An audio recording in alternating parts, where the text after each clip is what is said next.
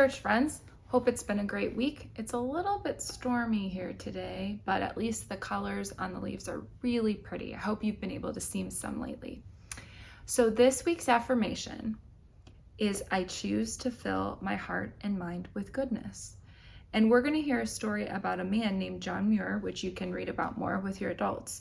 But what the story is going to teach us is that the dark and stormy thoughts that we have, kind of like this day, can be changed by bringing in light. So we're going to learn how to bring in light. There's a Bible verse that really fits this story, and I want to read it to you. It comes from Philippians 4:8.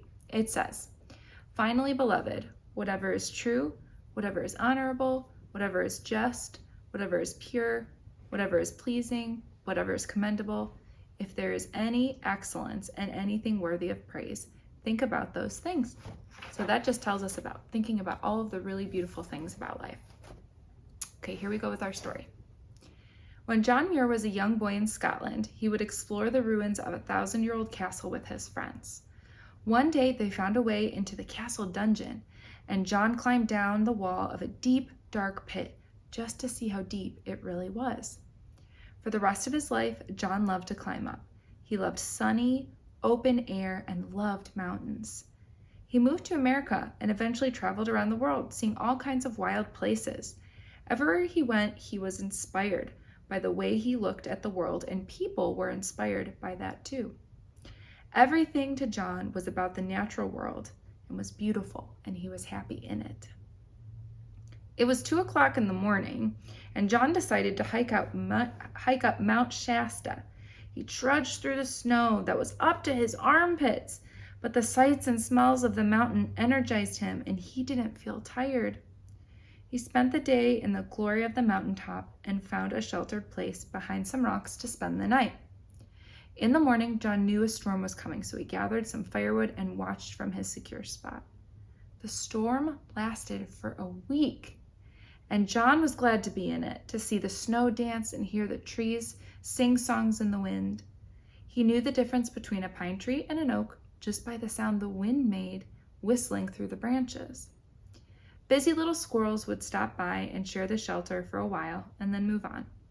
John would study the snow crystals and smell the changes in the wind, content to be part of the mountain. The mountain goats didn't mind his presence as they came out of the wind for a while and then jumped over the rocks on their way. He had a bag of bread to eat, and John felt no need to hurry home, no need to worry or to complain. There is a little blue-gray bird called an ousel that John said was one of his favorite mountain companions.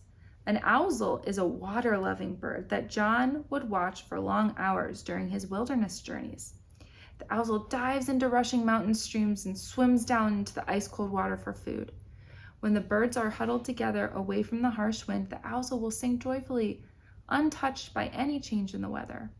John's heart would sing joyfully, no matter the conditions he found himself in, just like the ousel.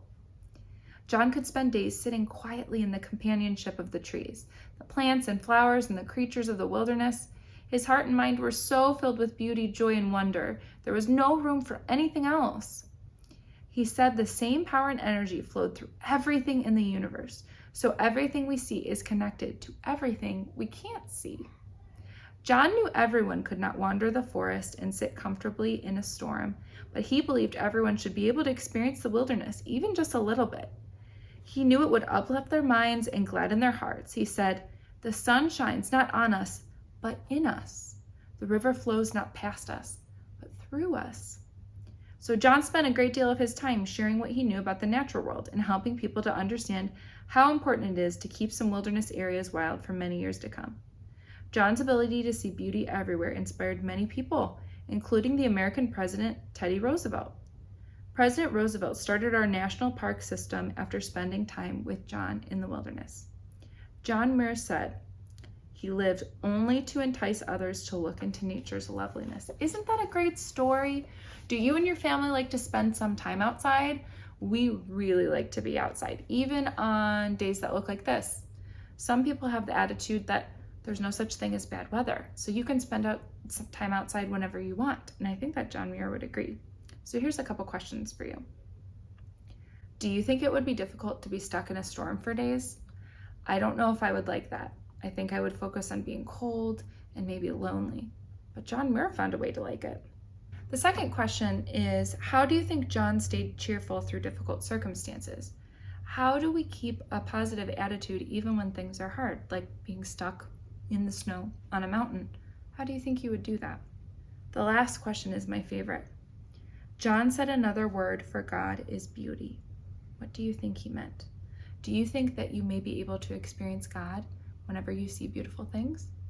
I think so. So your homework for this week is to go out and look for beauty and maybe find God.